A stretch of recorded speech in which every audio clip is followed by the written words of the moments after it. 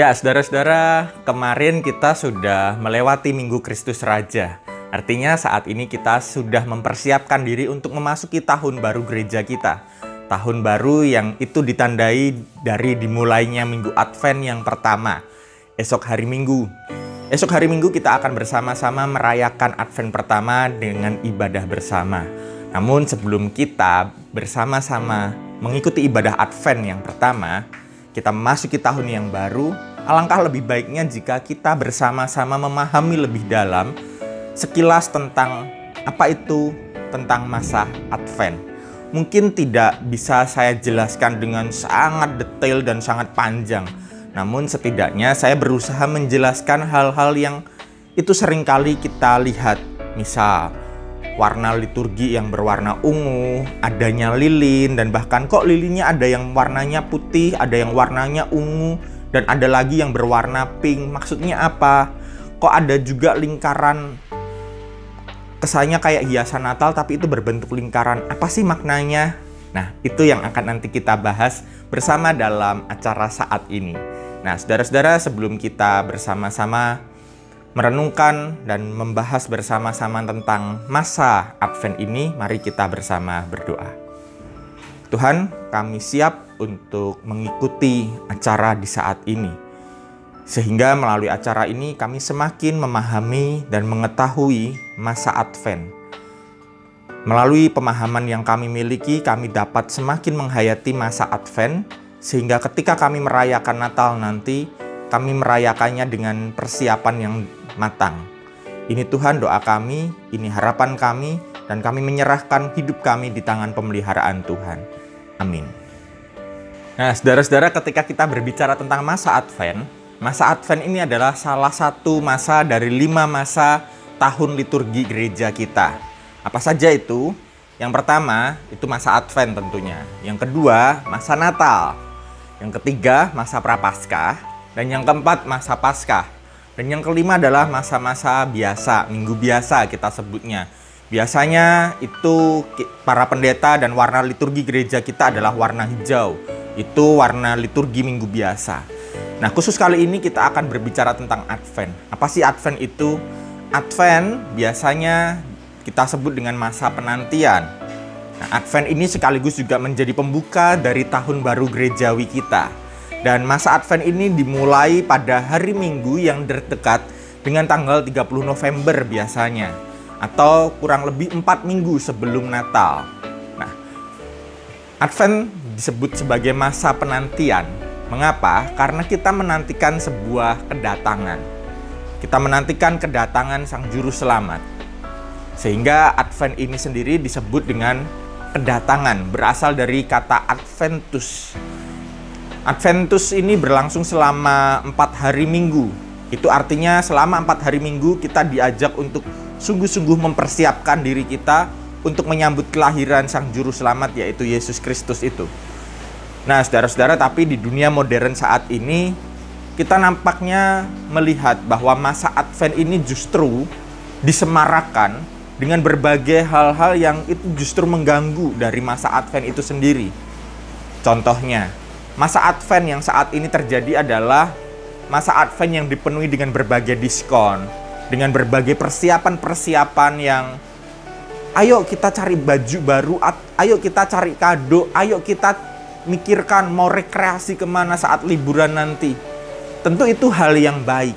Namun, nampaknya itu hanya sebuah kemasan saja. Itu sebuah bungkusnya.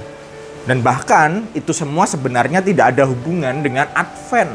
Tidak ada hubungan dengan kita merayakan kedatangan Yesus nanti. Di masa Advent ini kita sebenarnya justru diajak untuk mempersiapkan diri.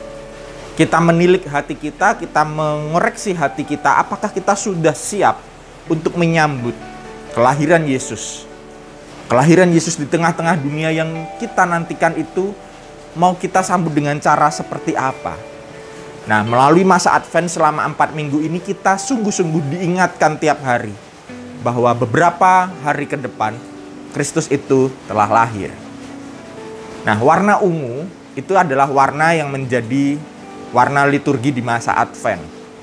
Warna ungu ini di masa dahulu itu dipahami dan dihayati sebagai warna yang megah, warna yang mewah, warna pakaian kebangsaan. Karena apa?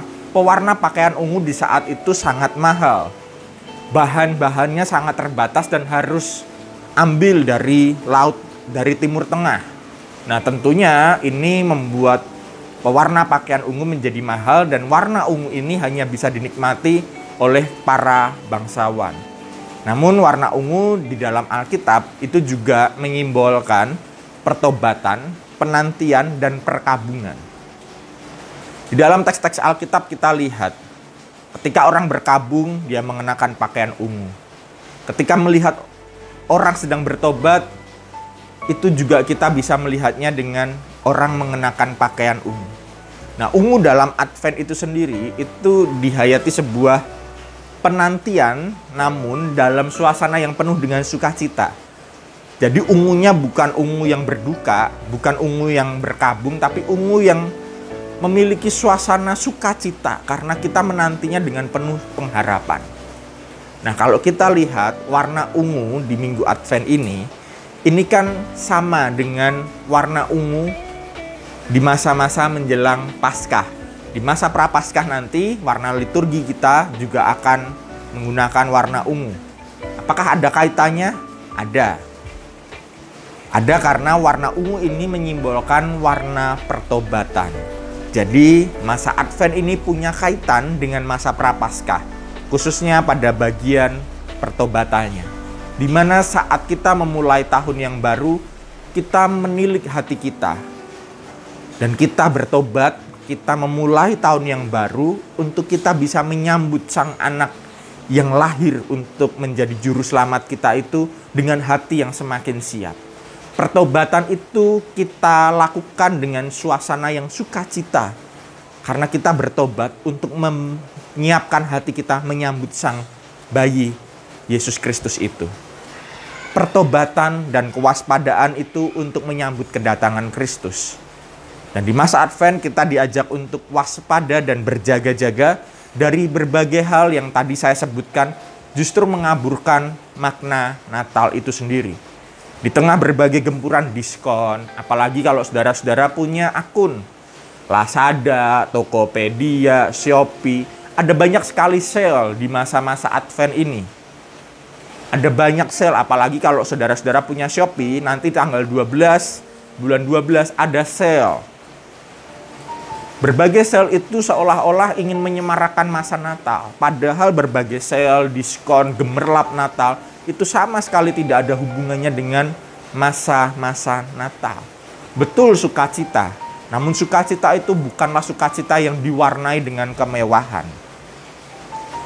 Nah, apalagi yang biasanya ada dan sudah disiapkan di masa Advent. Biasanya ada pohon Natal yang sudah mulai dipasang. Adakah di antara saudara-saudara yang sudah mulai memasang pohon Natal? Ada? Di Indonesia orangnya kreatif-kreatif. Ada yang memasang pohon Natal dengan bahan-bahan daur ulang seperti plastik-plastik, dari berbagai macam variasi pohon Natal ada di Indonesia. Dari bekas botol plastik, dari buku-buku, dari bambu, ada. Tapi umumnya yang kita kenal secara umum itu kan pasti pohon cemara. Kita perlu tahu sehingga kita tidak asal memasang pohon cemara tanpa tahu maknanya. Nah, saudara-saudara, kita perlu tahu bersama bahwa tradisi negara-negara di Eropa bagian utara pada saat bulan-bulan sekian ini mengalami musim dingin yang sangat panjang. Ada salju di akhir tahun.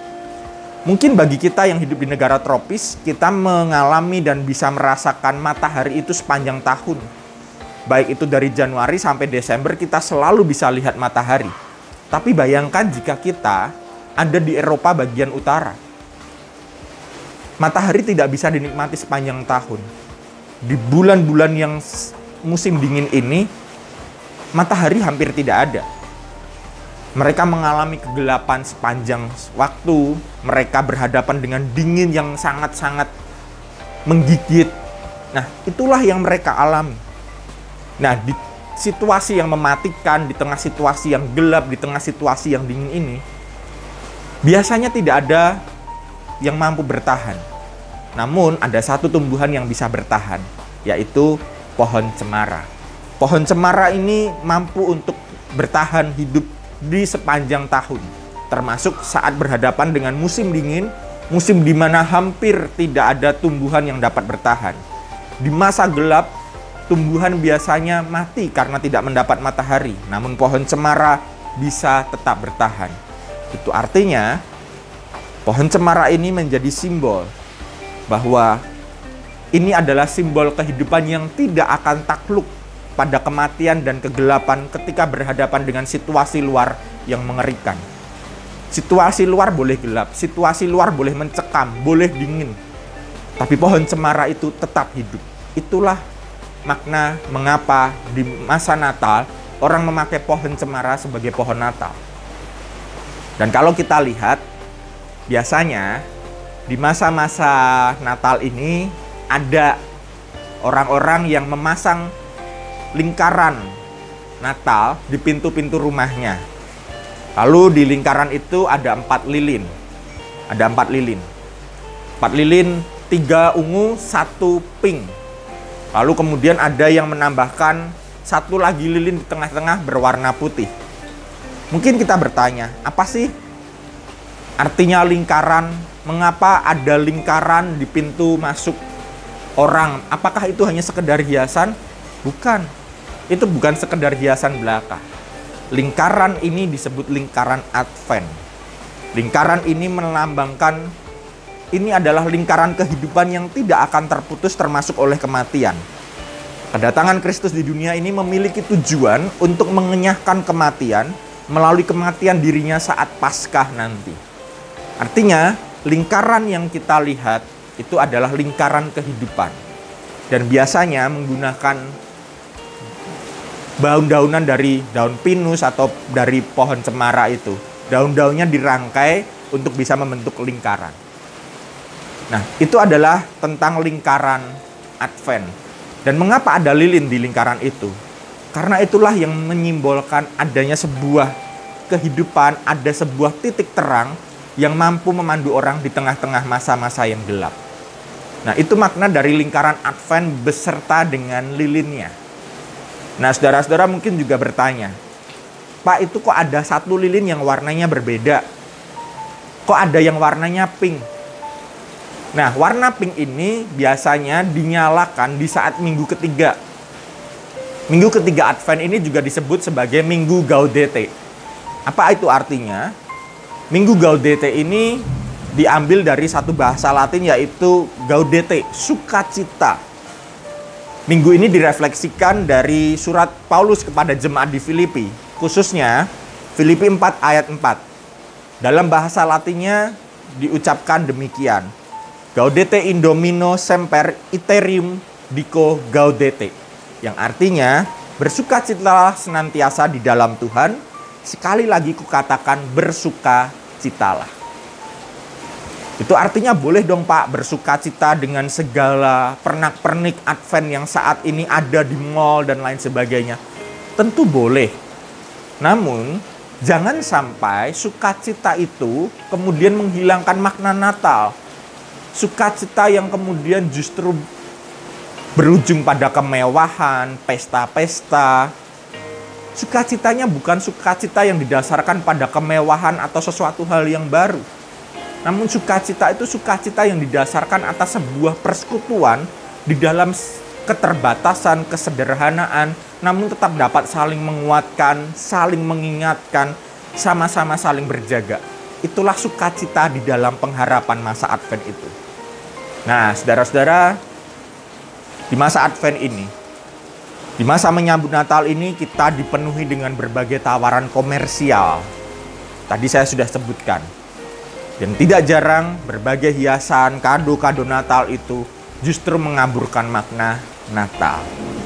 Ingat, di masa Advent kita diajak berjaga-jaga dan waspada dari berbagai hal yang itu dapat mengaburkan makna Natal nantinya.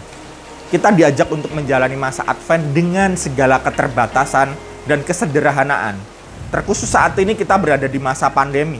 Masa di mana segala sesuatunya menjadi sangat terbatas.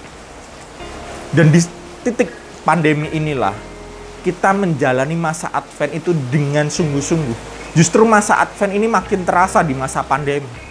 Karena kita terbatas, kita berusaha untuk hidup sesederhana mungkin untuk bertahan hidup. Nah, saudara-saudara, ketika kita berbicara tentang Advent, saya mengibaratkan masa Advent ini, kita ada dalam sebuah perjalanan. Perjalanan menuju tempat Yesus lahir nantinya. Tempat tujuan itu bukanlah tempat yang mewah. Tempat tujuan kita bukanlah tempat yang megah. Bukan bait Allah, bukan gereja dengan segala kekudusan, kemewahan, kemegahannya. Bukan juga untuk bertemu dengan orang-orang penting, orang-orang yang punya kekuasaan, kedudukan, uang yang banyak, bukan. Namun perjalanan kita ini menuju sebuah tempat yang sederhana. Tempat di mana kita bertemu dengan orang-orang yang di dalam teks Alkitab justru di situ tidak ada orang-orang penting. Yang ada hanyalah keluarga. Keluarga yang saling mensupport. Menuju sebuah tempat yang bukan tempat mewah. Menuju sebuah tempat yang sederhana. Itulah tujuan dari perjalanan Advent ini. Artinya kita perlu tahu di masa Advent ini, kita ada di masa sebuah perjalanan yang nanti ujungnya adalah kita menuju sebuah tempat sederhana. Di tengah kesederhanaan itulah Yesus lahir. Bukan di tempat dengan segala kemewahannya. Nah, itulah masa Advent. Masa perjalanan untuk menuju tempat kelahiran Yesus. Di masa Advent ini kita diajak untuk menjadi Maria dan Yusuf yang sedang dalam perjalanan menantikan kelahiran bayi Yesus itu sendiri. Di tengah perjalanan Maria dan Yusuf pasti ada banyak tantangan, ada banyak hal yang membuat mereka merasa lelah. Nah, itulah perjalanan spiritual kita di masa Advent ini. Perjalanan untuk menguji iman kita, menguji hati kita untuk sampai pada kelahiran Yesus nantinya. Dan masa Advent ini, masa yang penuh dengan sukacita ini, masa yang penuh dengan penantian ini, masa yang penuh dengan perjalanan yang kadang melelahkan ini, akan berujung kepada sukacita nanti pada saat Yesus lahir. Perjalanan ini menuntun kita pada suatu sukacita karena kelahiran Yesus. Amin. Mari kita bersama-sama berdoa. Kami mengucap syukur Tuhan jika Engkau mengizinkan kami berjalan melewati masa Advent ini. Nantinya kami siap untuk memasuki masa Advent dengan iman untuk berjaga-jaga dan waspada. Kami ingin masa Advent ini kami jalani dengan sepenuh hati, bukan hanya sebatas ritual ataupun kewajiban. Namun kami menjalani masa Advent ini sebagai suatu perjalanan spiritual seperti Maria dan Yusuf. Perjalanan spiritual yang menghantar kami kepada suatu sukacita di tengah kesederhanaan dan di tengah kebersamaan.